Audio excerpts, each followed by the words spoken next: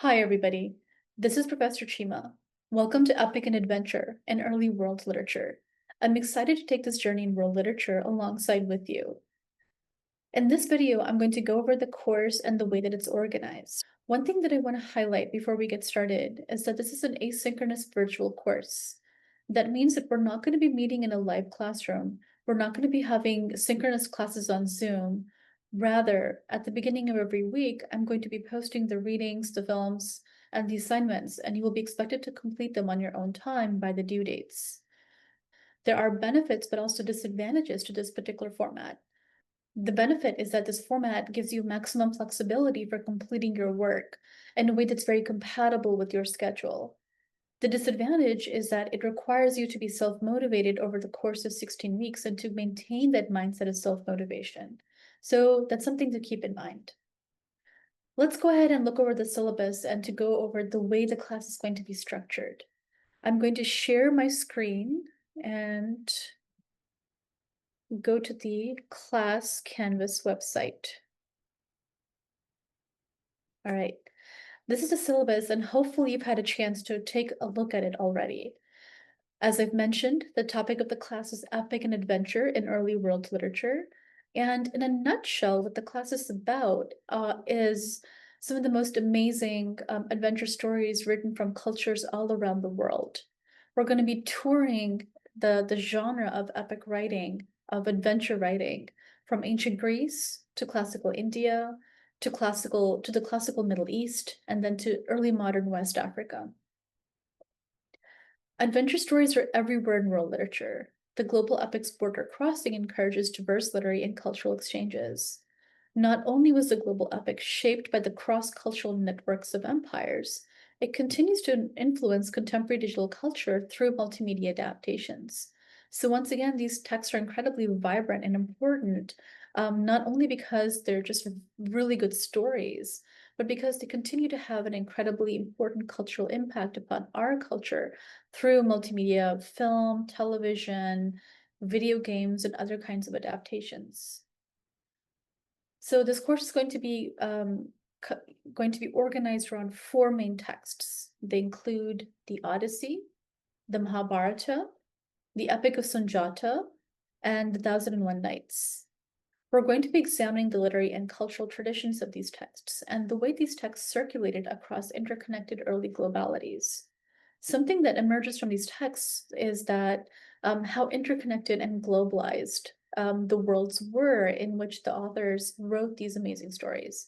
We talk about our world today as globalized, as interconnected, and as very complex, but it emerges that the same held true for even for the time periods in which the authors of the Odyssey, the Mahabharata, the Thousand and One Nights, and the Epic of Sunjata were writing.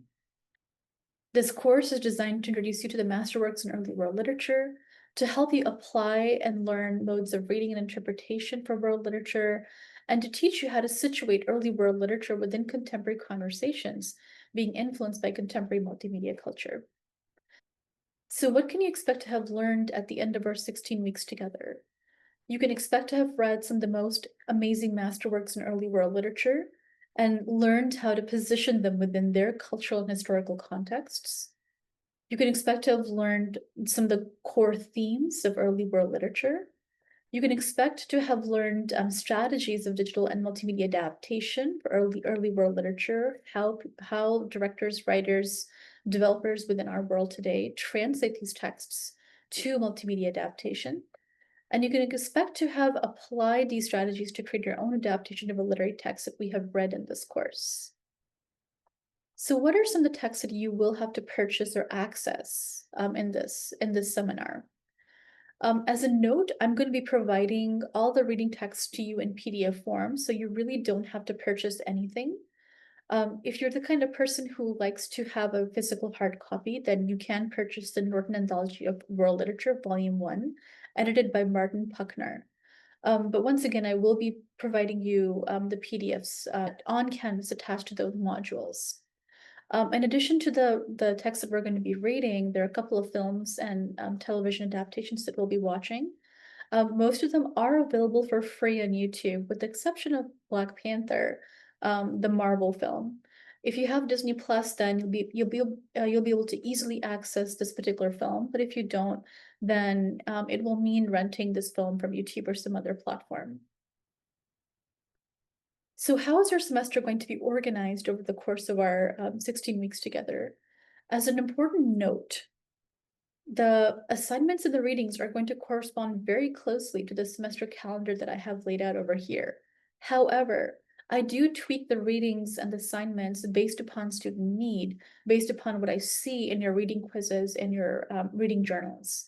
And so at the beginning of every single week, I send out a detailed homework email in which I list out the homework and the readings and assignments that are due for that week.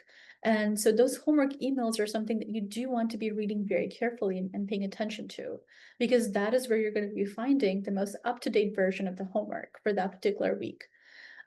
You can obviously access the homework emails in your inbox as I send them through Canvas inbox. But in addition, I'd also attach the homework emails to the announcements page on Canvas, which is very helpful if you want to look at or scan the homework that I sent maybe a week or two ago, and you don't want to scroll through all the emails in your inbox to get to access it. So once again, all the homework emails will be listed over here. Let's go back to the syllabus page. And let's look over the way the course is going to be organized. Our very first unit is going to be ancient Greece, and the main text that we'll be reading is the Odyssey. So we'll be reading Homer's The Odyssey, and we'll be watching videos and accessing other materials on Greek mythology. And I also have musical adaptations and songs that are inspired by Homer's epic. Our second unit is going to be classical India, and the main text that we're going to be reading is the Mahabharata, which is one of classical India's two main epics. And so we'll be reading the Mahabharata and learning about Hinduism and learning about the culture of classical India.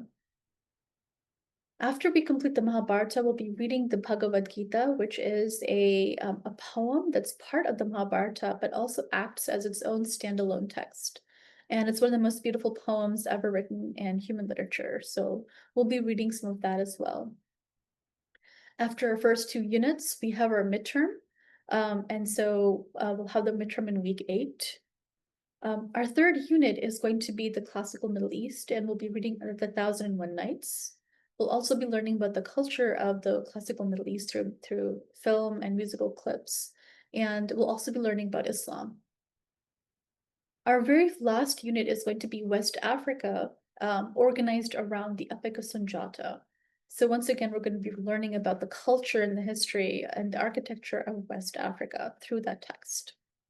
We'll have the Thanksgiving break, and in the very last week, we'll have the final exam. So in this section over here, this lists the different categories of assignments that you will have over the course of our semester. The reading quizzes are incredibly important because that is how I teach you and train you to think about the cultural context and the literary context of the text that we are reading.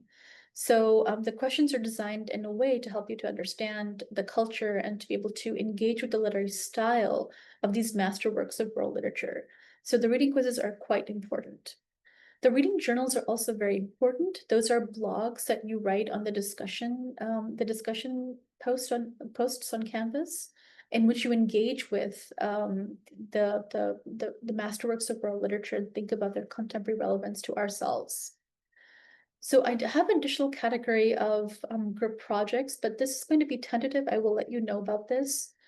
Even though we're in an asynchronous class, I do see the value of having you guys continue to still collaborate on some group projects, but I will let you know. I will try to see how I can make it work within the asynchronous format of our class.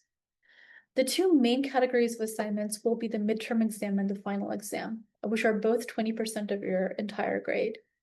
And so the midterm exam and final exam are both open book. You will be able to access your notes and your PDFs as you take it. However, you do want to make sure that you're keeping up with the reading and you're performing well in the reading quizzes and the reading journals leading up to the midterm and the final exam.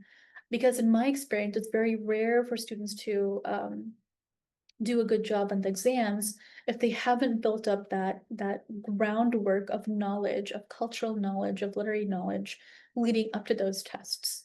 So once again, you do want to be paying close attention to the readings, to be covering the readings, and to be doing a good job on the reading quizzes and reading journals.